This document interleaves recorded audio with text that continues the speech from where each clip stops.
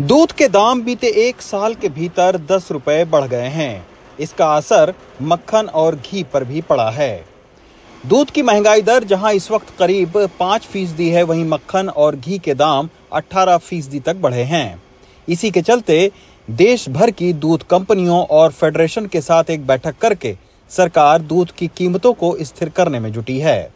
हाल के आंकड़े दिखाते हैं कि दूध की खरीद 2.5% घटी है, जबकि मांग 10% बढ़ी है। हमारा फ्लश सीजन अभी चल रहा है और ओवरऑल प्रोक्योरमेंट जो कोऑपरेटिव सेक्टर कर रहा है उसमें ज़्यादा कोई डिक्लाइन नहीं हुआ है, करीब 2.5% का डिक्लाइन है। लेकिन जो डिमांड है, जो उनका सेल है, वो करीब 10% बढ़ा है और वो मुख्य कारण है कि थोड़ा इन्फ्लेशनरी प्रेशर मिल्क में लोगों को दिख रहा है। हालांकि पशुपालन मंत्रालय दूध की खरीद कम होने को मौसमी बता रहा है। मंत्रालय का मानना है कि दूध के दाम 2 वजह से बढ़े हैं।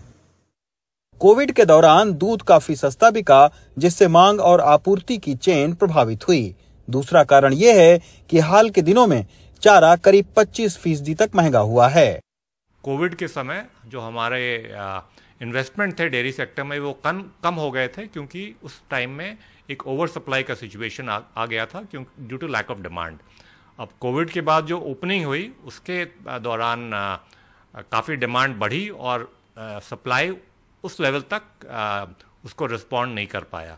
उसके मेन कारण 2 हैं। एक तो फॉडर प्राइस में काफ़ी बढ़ोतरी हुई है और दूसरा, आपको मालूम होगा कि जो भारत का कोऑपरेटिव सेक्टर है, ये एक यूनिक सेक्टर है जिसमें कंज्यूमर प्राइस का 70% फार्मर्स को जाता है।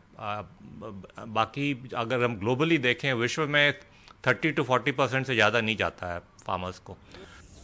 पशुपालकों को राहत पहुंचाने के लिए अब सरकार चारे की खेती का रकबा बढ़ाने की कोशिश कर रही है, ताकि दूध महंगा होने से रोका जा सके। नई दिल्ली से रवीश रंजन शुक्ला, एनडीटीवी इंडिया।